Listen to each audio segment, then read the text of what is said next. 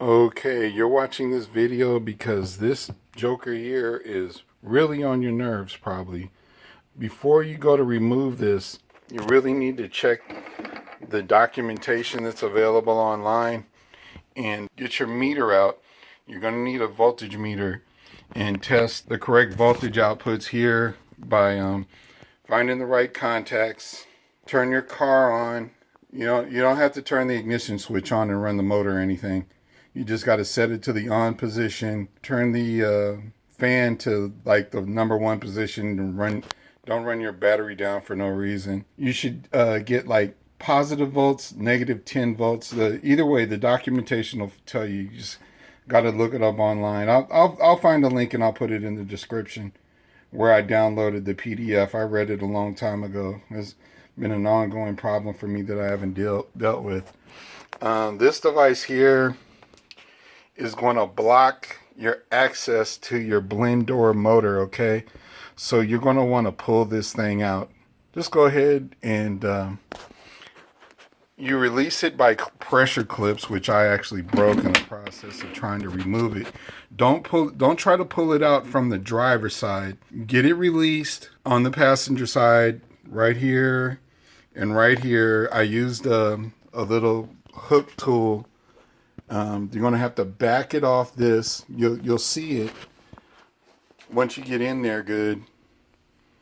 Back it off of the vent, because this is like when you set your heat to go down to the floor. Yeah, this spreads the heat out and keeps the wires and stuff from burning up, so on and so forth. It insulates the wires. To get access, you're going to have to remove the trim plates on both sides. Okay, and you're going to want to unplug all the controls. You're going to have to release this big harness here too. It's released right now.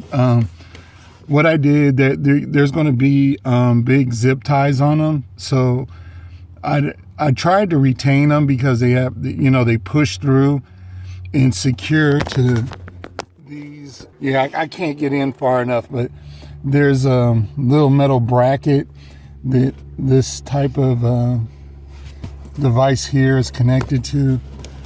You got to release that one too. It goes down here on this one that I got my finger on right now. That one goes down on that, and there's like 3 or 4 of them in there. You'll probably never get that heat blend door mechanism out unless you pull it. Also, you're going to have to release the harness on the other side. Let me get on the other side and I'll show you. Okay, so I had to release the cable on this side, right? And then you cut the tie wraps on the other side. That'll help you get access to the blend door, which actually mounts there. And this little brown joker here, that's the control for it. I don't have the right motor right now. So what I did is I put a zip tie on the arm and then I taped it up. So it's winter. It's the beginning of December right now.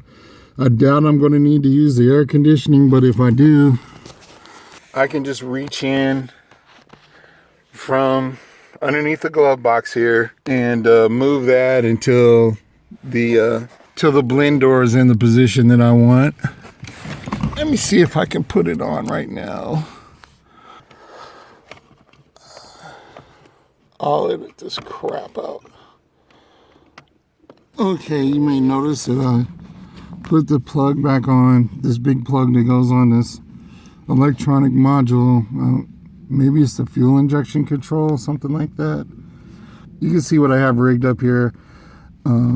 Basically, I aim the zip tie out towards the driver's side because the actual movement when the device is in, I can't. Okay, can I? Okay, let's see. I'll just show it in one direction. It's right there.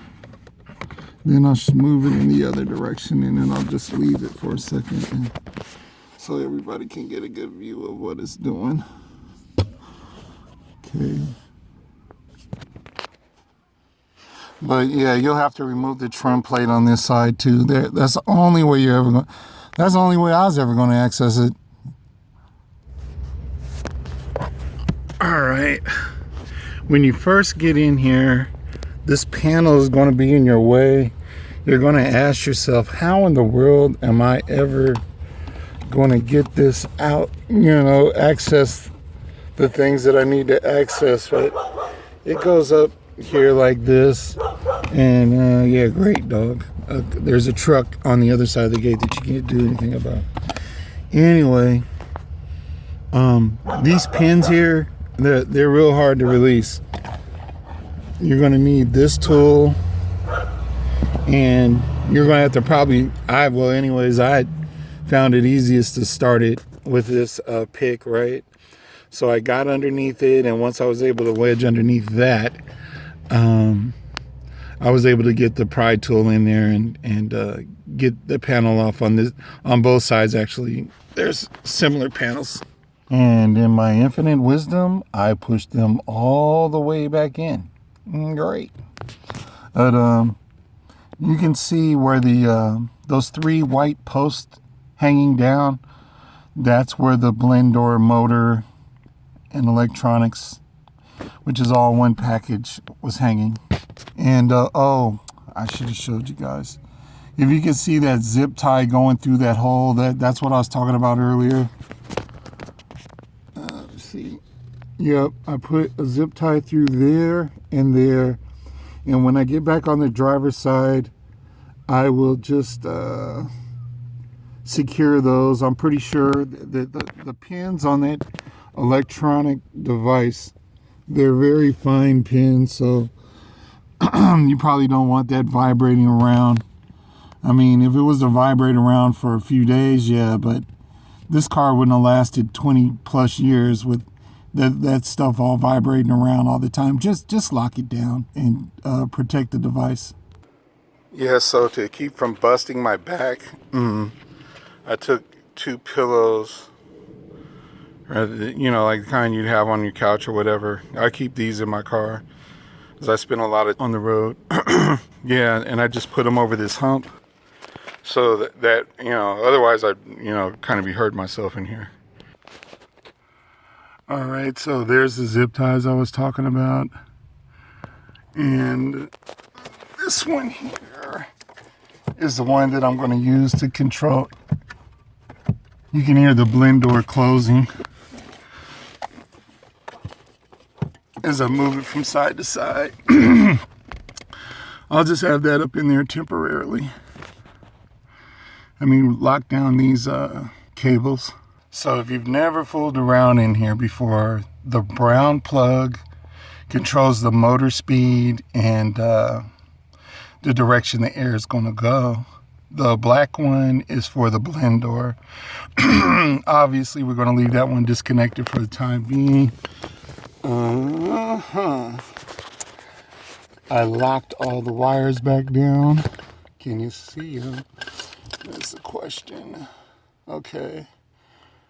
Right there, I locked that one down, and I locked it down right there. I don't know about you. I don't want that device vibrating. The blend door is expensive enough, right? All it is a little motor with a bunch of little electronics in it, a couple of diodes. I was going to try to troubleshoot it, but now I think I'm just going to get another one. And I really don't want to have to come in here and have to replace this thing. This panel, well, there's the 2 holes for the panel, just like on the other side. This panel will be in your way too. Same deal, use the pick to wedge out the little plugs. Then use your pry tool to get them the rest of the way off. The bolts that hold in the blend door were 8 millimeters, and I had to use an open-end wrench. I tried to get in there with a ratchet. Good luck with that. If you have, the ideal tool is ratcheting open-end wrenches. Yeah, that ratcheting open end with the closed in 8 millimeter. Well, that'll get you in and out of there a whole lot faster. All right, so here's everything all buttoned back up. Obviously, the blend door connector is still hanging, right? But the brown one goes up in there like that, so you don't have to be confused about what's going on. That's the motor that controls all the black box that it's plugged into, controls all the heat and excuse me, the fan speed and the direction that the air is going to go, defroster, vents, floor, yada yada, X, Y, and Z. All right.